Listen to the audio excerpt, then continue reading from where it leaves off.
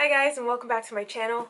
So in today's video I'm going to be talking about investment bags, specifically bags and types of bags that do not hold their value. These are not necessarily things to do if you want to maintain value. These are just the types of bags that do not hold their value really one bit. I would say I have about 4.5, close to 5 years of experience working with a resale, luxury resale company. So my job is to actually put dollar values on handbags for other people, and then my secondary job is to then sell them on to customers. So I'm someone that interacts with both buyers and sellers, so I get to take in both perspectives on this topic. These are just a couple of things to avoid when you are looking to maintain the investment of your handbag. So before I get started, about a year ago I did another video pertaining to this topic, and that is the ways to maintain the resale value of your bags. I will leave a link to it up here in the info cards as well as in the description box down below if you want to check that out. In that video I talk about just different ways to keep your bag in great condition, and if you do end up selling it later on, just a couple of things to do and not to do in order to keep it looking great for a prospective buyer. Now, there's two things that I want to talk about before I get into the actual core of the video. The first one is the word investment. When I am using the word investment, I really do want all of you to know that, and I've said this before, I'll say it every time that I get a chance, I'll say it in every video that talks about this topic, but handbags and fashion items are not reliable financial investments. Do not, for any practical reason, use money that you need to recoup to buy a handbag. And I'm not going to say that there are not exceptions to this rule. Some other YouTubers will talk about, the benefits of buying handbags for investment purposes. Just from a practical standpoint, it does not work like that for 99.999% of handbags and of handbag transactions. I do think it's really important to reiterate this, and I know I say this in every video where the topic comes up, and I will keep continuing to say it because I really honestly believe that it is a little bit irresponsible on the part of some of us on YouTube telling people that you can, regain money by buying handbags. It usually does not work like that, and on my channel I'm going to be really honest with you guys. I have worked in this business for about 5 years now, and I really do see the ins and outs and the ups and downs of buying and selling designer handbags. That is not to say that if you bought a Speedy in 1993 that you wouldn't be able to get the money back today that you spent on it, but just generally speaking, a handbag is not a piece of real estate. Buying a product from a company is not the same as buying stock in that company. So my second disclaimer is that no matter what I say here in this video, no matter what the pre-loved market tells you, buy what you like. It will waste money more than anything to buy something that, let's say, kept all of its value in theory, but you didn't actually enjoy. I would rather have 5 bags that I love and plan on keeping and using for the rest of my life than having one bag that I hate sitting in a box in my closet, just because I think that 10 years from now the investment value is going to go up. So that's just me personally. I hope that was enough of a disclaimer. I hope I made it inescapably clear that it is not my opinion that handbags are reliable financial investments, because they aren't. But anyways, now I'm going to get to the fun stuff. And these are bags that do not hold their value. Okay, so the first item that does not hold its resale value at all are customized or monogram pieces. So this means hot stamping. This means the Monogram or the World Tour collections that Louis Vuitton has. I believe Gucci is doing something similar. For me personally, I don't see the need necessarily to wear my own initials. That also may play into the fact that the letter K isn't really symmetrical. That bothers me for some reason, but that's kind of beside the point. Anything to really personalize a bag, you should remember that when you're personalizing it hopefully for yourself. So I wouldn't recommend hot stamping or otherwise monogramming a piece for yourself unless that is a piece that is really married to you in your collection. So Just generally speaking, if you are going to monogram or personalize something, then make sure that you absolutely will love it forever. Second, items that don't hold their value are exotic skins, unfortunately. Obviously, if this doesn't apply if you are talking about, Christie's or Heritage auctions with the Himalayan Birkin. Yes, though that is an entirely other side of the luxury spectrum that I am not a part of at the moment. But when it comes to buying a exotic skin piece, especially buying it full retail, the prices tend to be exorbitant. For example, recently we had the Louis Vuitton Galliera in Python, and this is what it looks like right here. The bag originally retailed at approximately $8,000 or so. So normally a person who is willing to spend $8,000 is on their way towards getting a Birkin or getting a couple Chanels or, doing something other than getting a Louis Vuitton Galliera. I think the bag was gorgeous, but however, the market does not hold for exotic skins the way a lot of people would wish it to. Another thing to consider is that with Python, especially in my experience, that the texture of Python has a very Marmite effect on people. You either love it or hate it. I've seen so many people actually go to touch a snakeskin bag and you just see the goosebumps just jump up all over their arms. Fear of snakes is a very, very real thing, and so again, the more niche and the more specialized your bag is, the more that makes it special. A lot of the time, unfortunately, is what will turn other people away from it. I had one experience where someone went to a Gucci outlet many years ago and brought us in a lavender alligator giant huge tote bag with like fringe and stuff like that. I don't remember the name of the bag, but I'm gonna try and find a picture of it.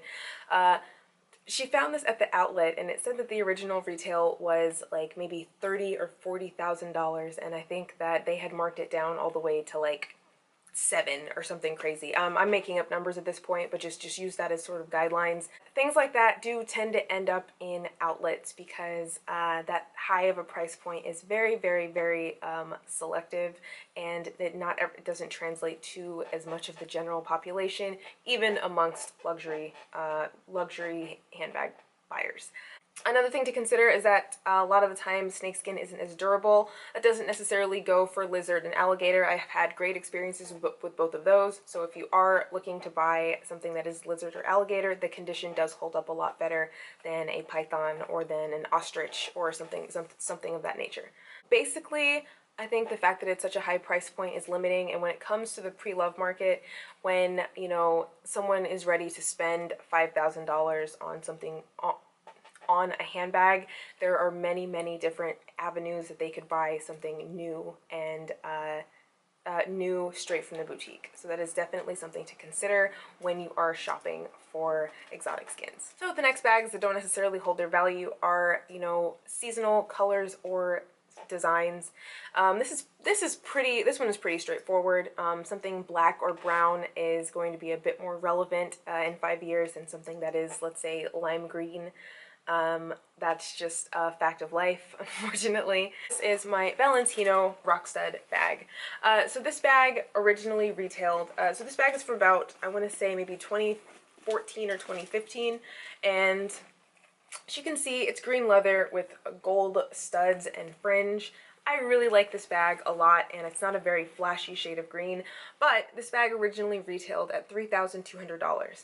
That is nowhere near what I would have been willing to pay for something like this. At this point, right now, $3,000 is a little bit out of my price range, but I was able to find this for a really good deal on sale for less than half price. Seasonal bags and seasonal colors do go on sale. Knowing that there are some pieces that you can find at outlet stores or just going on sale twice a year, that does factor into my buying process when I am buying a handbag, and that does factor into my my pricing.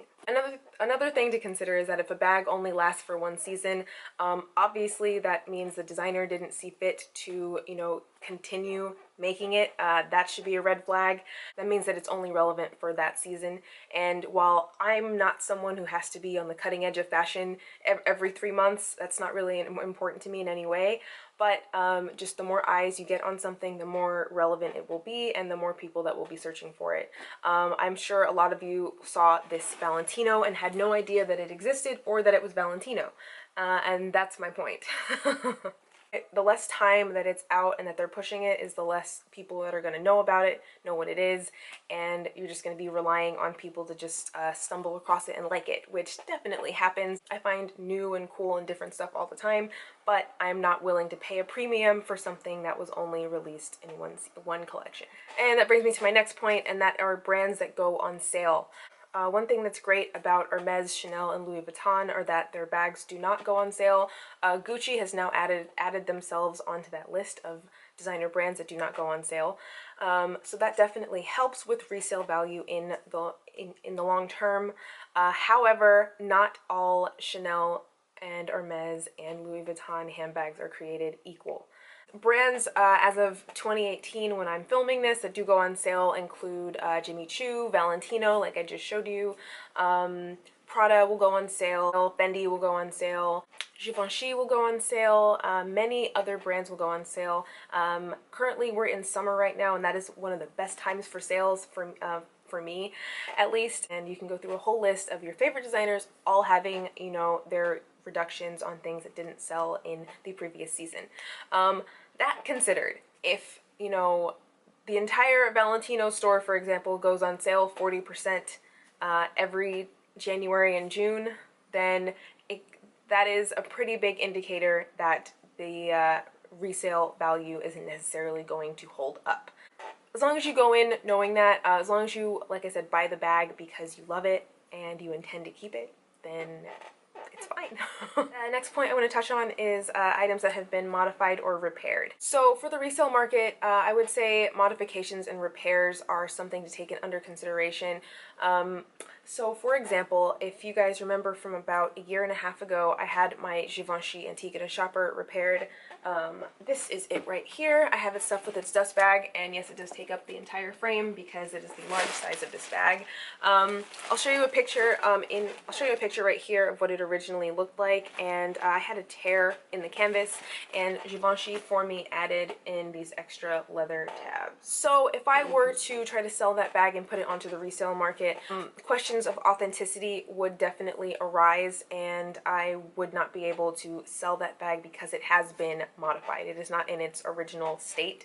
So I have another piece that was altered, and that was my vintage Louis Vuitton St. Cloud. I removed the strap, so obviously if I go to sell a bag without a strap, that's basically like it being broken. So that's definitely something to take into account.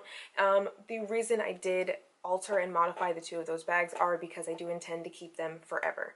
So resale isn't something that I'm really concerned about. Therefore, I was altering it to suit my lifestyle, or fix it in the other case, really didn't bother me.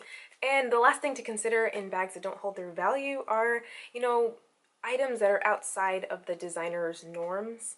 What I mean by that is, for example, we see with Louis Vuitton right now, for probably, you know, 30 or 40 years they were known for their monogram canvas, like I just showed you. But now that they're moving towards leather, it hasn't, in my opinion, really been tested the same way. I will say I'm a lot newer to this than a lot of other people, so these really are only my opinions and experiences in working with my clients. But the demand for items that are outside of the designer norm isn't as high. Another thing to take under account is that the canvas is almost indestructible, it seems. So it does last really, really well, whereas most leather bags are not able to hold up to that kind of wear. When you consider the added expense of a full leather bag from Louis Vuitton, a lot of the times those can go up from $3,000 or more. A lot of the time on the resale market, they end up selling for half of that, just simply for a number of reasons. Number one being that the demand for leather Louis Vuitton bags isn't there. It's just not what they're known for. Obviously, they're working really hard to change that, but as well as just the wear that you get on leather as opposed to coated canvas. For example, we've gotten in the Louis Vuitton Luminous bag. That one came in empreinte leather. We've had it in 2 colors before, and again, this retailed at, you know, around the $3,000 range. Both times they ended up selling for under 1,500, probably closer to 12, honestly. Another thing to consider is when certain brands will do their version of another brand's bag. I'll leave a couple of example photos right here. Most luxury shoppers will know several different brands as opposed to just one, just simply because of, you know, Instagram and the internet nowadays.